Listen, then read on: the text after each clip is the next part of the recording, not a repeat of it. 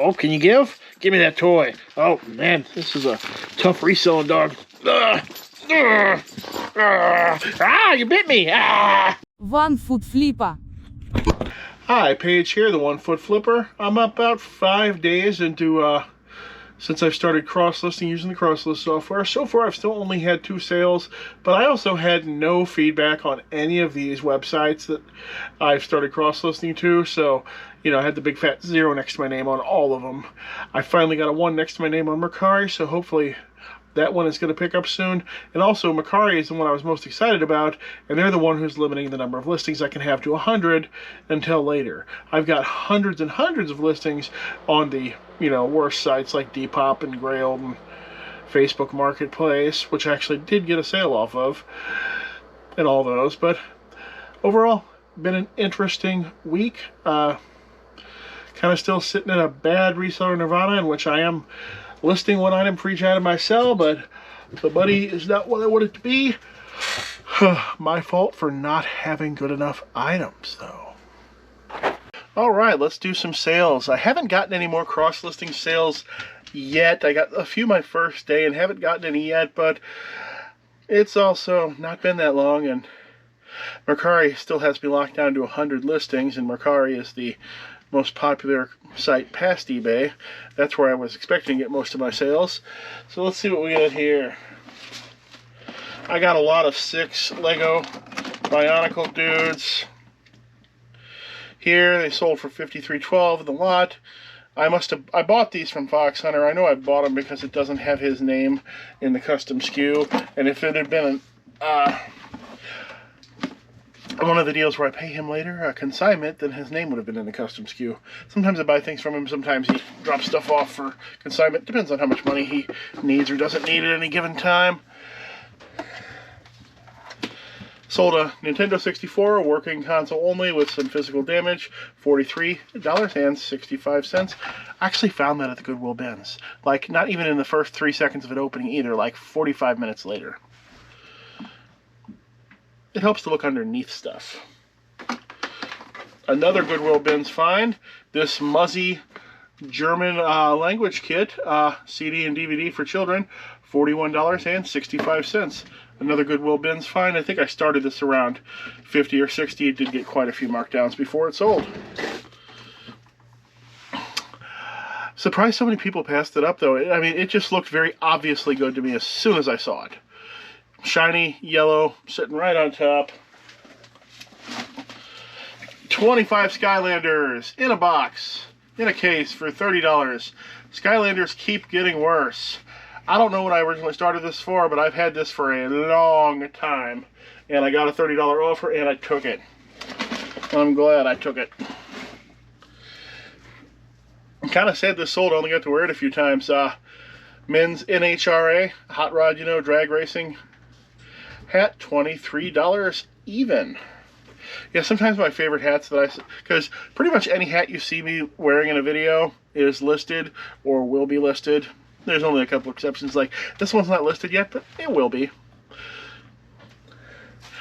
Viewer Jackie bought several things here. What did she buy?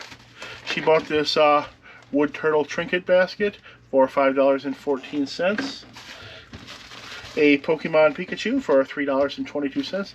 It's wrapped in plastic, which means it's been in my store for a long time. We don't wrap plush in plastic anymore. And a Disney Parks Mickey Mouse Rose Gold Sequins hat for $10. And she bought 4 Pokemon Obsidian Flame bookmarks. And somebody else bought 2 more, and those sell 2 for $2. That is, I believe, the cheapest item that I sell in my store. They just go in an envelope. Oh no, I'm dropping stuff. A horror. I sold this Eevee Evolutions poster. This also folds up and goes into an envelope. $4.84. I only have 32 left, so come get them now before I run out. D&D Dragons of Icespire Peak Preview Adventure, $3.79. These are getting on my nerves because they don't sell for very much, and they're hard to package because they're so flimsy that I can't trust them not to, you know, I've got to back them to put them into something or box them. It's pretty annoying compared to the value. Neil Young, Crazy Horse, Reactor, sealed, cut, and in rather poor condition for a sealed, $7.30. A homeschool item, a chart of the solar system, which includes our friend Pluto. It sold for $9.70. That's also a Goodwill bins find. I tend to buy every poster I find at the bins because they cost nearly nothing. Standard graded courses for the pianoforte.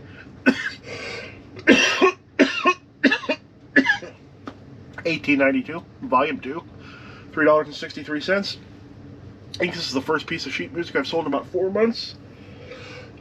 After I'm done coughing here, I think I may combine all my remaining sheet music into one lot.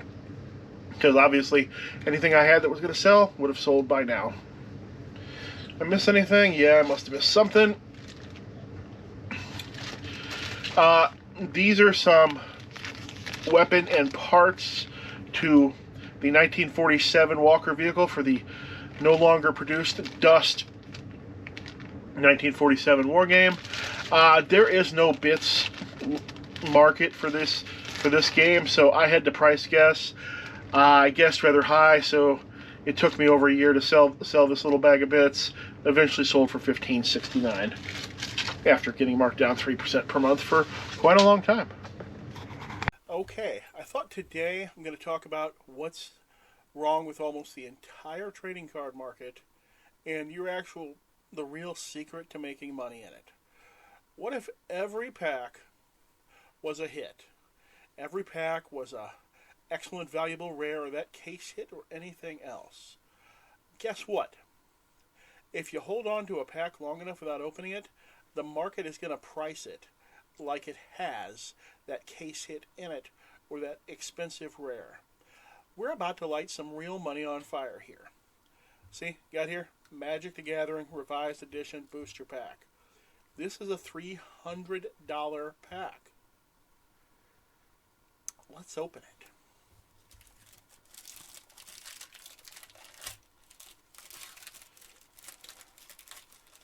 Alright, this should have 11 rares, then 11 commons, then the rare, then 3 uncommons. Let's look through what we get out of this $300 pack. Worthless, worthless, worthless, worthless, worthless, worthless, worthless, worthless. How many we got left? I don't want to show the rare until I'm gonna sort the rare out right now so I can't see it. Worthless. Worthless. We're on the uncommons now. Worthless. Oh, this is start the uncommon. Worthless. Worthless. Worthless. And here's our rare. Dragon Engine. It's a 50-cent card. That $300 pack of cards did not contain a single card in it worth more than 50 cents. Yet the aftermarket priced that pack as if it had one of the best possible cards in it. I believe there's, I think the 10 best cards that can be in those packs are priced at $300 and up. And the aftermarket prices it as if it had one of those 10 best cards in it every time, instead of the 89% chance that it doesn't.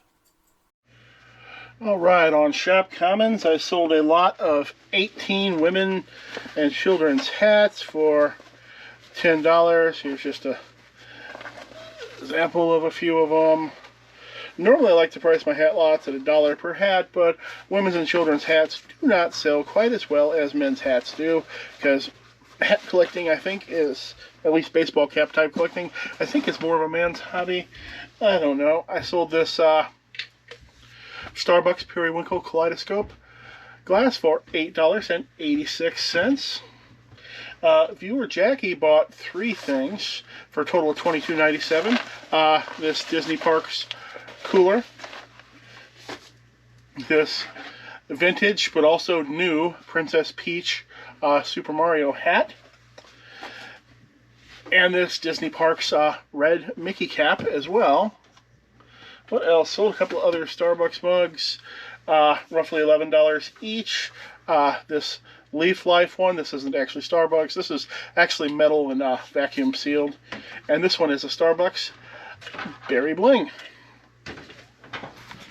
I sold a comic lot of Robotech comics, 5 issues, $17.11. This made me realize that I still had half a long box of comics left. Literally 10 minutes later, I had signed in and dibbed it. I did a live auction, and I sold the rest of the comics in that box. Ended up with a total of $92 for that. And it took me 20 minutes. HeroScape Rulebook, Master Set number 2, Swarm of the Marrow, $9.13. A Rogue Trader Era Imperial Space Marine Land Speeder, incomplete, $35.19 for this little piece of metal here. Alright, we got a Willie Nelson album. Did you know that you were always on Willie's mind? You were always on his mind. Now I gotta listen to this and see if Always on My Mind, Willie's song and the Pet Shop Boys song are really the same song. Are they? Tell me down in the comments. I'll know by the time the video posts, but just wondering. And I sold this doggy for $3.71. And that's all. So did you ever wonder what you can and you can't sell on eBay? Now you can go on eBay and look. eBay has this huge list of things that you can't sell. Some of it is so aggressively enforced that they constantly take down incorrect items, while other bits of it only seems to be enforced if someone reports you, while other parts of it seemingly don't get enforced under any circumstances. Have you ever personally got caught selling something that eBay says you can't sell? I know one aggressively over-enforced category is the medical devices and equipment category. I've been bitten by this one several times myself, but still seems like I'll go back anyway and take the risk. Basically, the short version of the policy is that you can't sell anything that requires a prescription. However, it's broadly over-enforced by AI that will randomly take down all sorts of medical equipment that doesn't require a prescription, including repair parts. I once had a mounting bracket removed for the medical devices category. I guarantee you don't need a prescription for a mounting bracket at all. Under any circumstances, I'm sure you can buy that mounting bracket from the manufacturer and they will not ask you for a prescription. Then you've got the custom printed products policy, which eBay does not, will not, and seemingly will never enforce against anyone, ever. No matter how blatant, unless the actual IP holder complains against the unlicensed prints. There are huge, long-running t-shirt, poster, and other similar accounts that go back 10, 15, 20 years with tens or hundreds of thousands of feedback that sell nothing but 100% copyright infringement. And the counterfeit policy itself also only seems to be enforced if the IP owner complains, or if it's one of the things that are seemingly well-known music or movie bootlegs that are already coded into the system. Like, I had an Eagles live in Sydney, Australia concert record taken down once.